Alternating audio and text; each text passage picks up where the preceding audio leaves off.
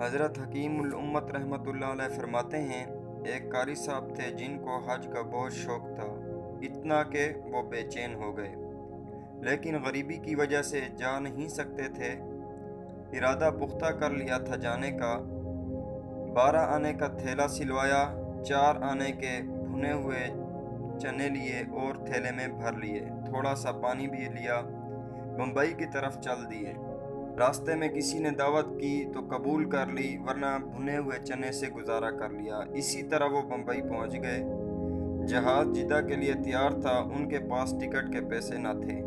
جہاز کے کپتان کے پاس پہنچے اور کہا کہ مجھے حج کا بہت شوق ہے، مگر میرے پاس ٹکٹ کے پیسے نہیں ہیں، اگر کوئی نوکری جہاز میں مل جائے تو میں مکہ پہنچ جاؤں گا۔ کپتان نے کہا کہ نوکری تو ہے، مگر آپ کے لائق نہیں، آپ مقدس آدمی ہیں، نوکری گندی ہے۔ فرمایا اس کی پرواہ نہیں، جیسی بھی ہو وہ مجھے منظور ہے۔ اس نے کہا کام مشقت کا ہے، آپ سے نہ ہوگا۔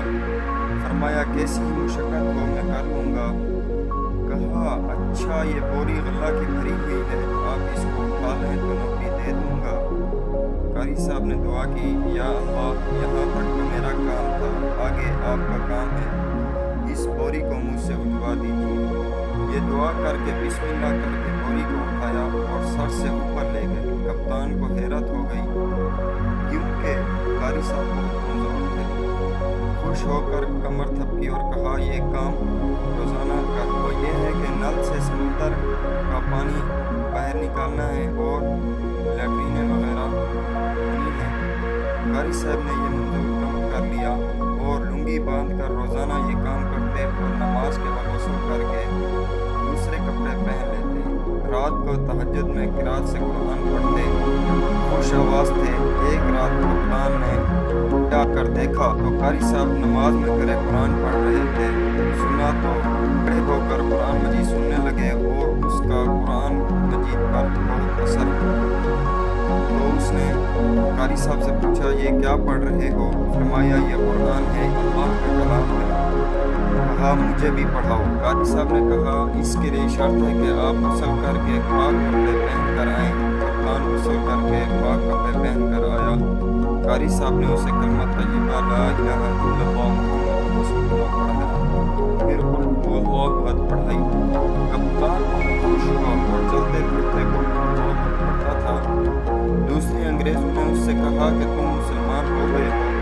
کہا نہیں، میں مسلمان نہیں ہوا۔ لوگوں نے کہا تم مسلمان ہو گئے ہو۔ کپتان قاری صاحب کے پاس آیا اور پوچھا کہ کیا میں مسلمان ہو گیا ہوں؟ فرمایا تم کئی دن پہلے مسلمان ہو گئے ہو۔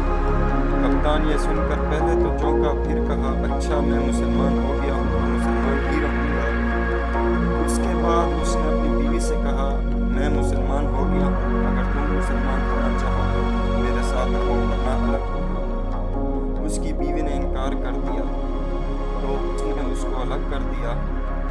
جب جہاز جدہ پہنچا اور قاری صاحب جہاز سے اترنے لگے تو کپتان نے استعفیٰ لکھ کر اپنے نائب کو دیا کہ اب تم میری جگہ کام کرو اور حکومت کو میرا استعفیٰ بھیج دو، میں بھی مکہ جا رہا ہوں، حج کروں گا۔